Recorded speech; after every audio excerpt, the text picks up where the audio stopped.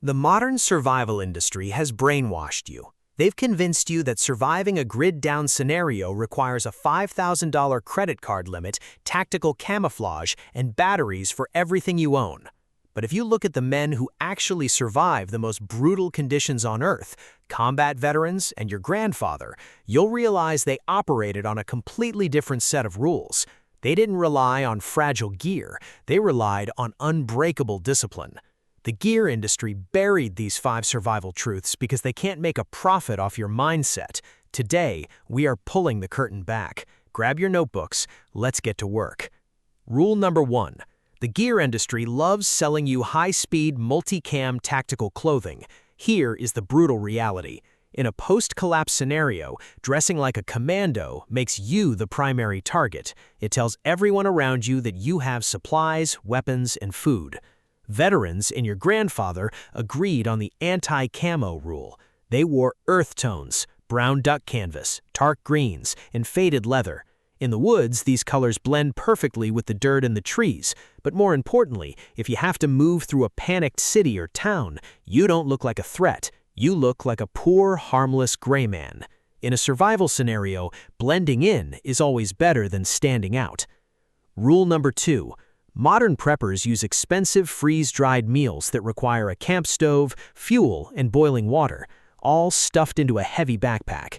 Ask any combat veteran what happens in an ambush. The first thing you do is drop your heavy pack so you can move and survive. If all your calories are in that backpack and you have to run, you are going to starve. Grandfathers and veterans believed in first-line calorie banking. They kept dense, ready-to-eat calories, like jerky, pemmican, or hardtack, directly on their body, in their pockets or on their belt. If they lost their gear, they didn't lose their fuel. Keep your life-saving calories on your person, not in your luggage. Rule number 3. Survival television shows teach you to build massive, roaring bonfires, but a veteran will tell you that a big fire is a beacon that invites predators, both two-legged and four-legged, straight to your camp.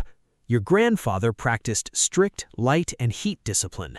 They built micro-fires, or Dakota fire holes, dug into the earth. A small fire consumes a fraction of the wood, saving you massive amounts of physical energy. It burns hotter, cooks your food faster, and the flames are completely hidden below ground level. You can sit right over it to absorb the heat without broadcasting your location to the entire valley. Big fires are for camping, micro fires are for surviving. Rule number 4. The tactical industry wants you mounting $1,000 red dot sights, magnifiers, and lasers to your rifles.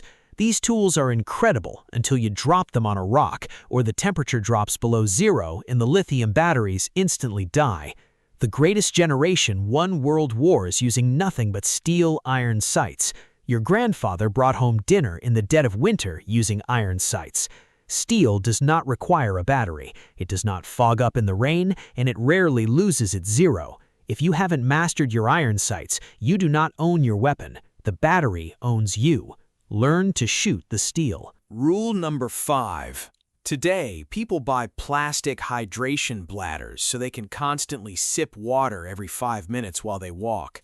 Both veterans and your grandfather would tell you that constant sipping makes your body weak and drains your water supply rapidly. They practiced water discipline. When you find a clean water source, you stop. You drink deeply, filling your stomach to hydrate your core. You fill your canteens, and then you march for hours without touching it again. This conditions your body to endure thirst and hard work without panicking.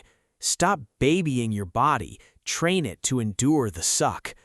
The industry wants you to be a consumer. They want you buying comfort. But surviving a grid-down world doesn't require a shopping spree. It requires discipline, grit, and the ancestral knowledge of the men who came before us. The den is growing into an army of unbreakable men and women. If you respect the old ways, hit the like button to bypass their algorithm. Hit subscribe and tell me in the comments, what is the best survival lesson your grandfather ever taught you? Equip your mind.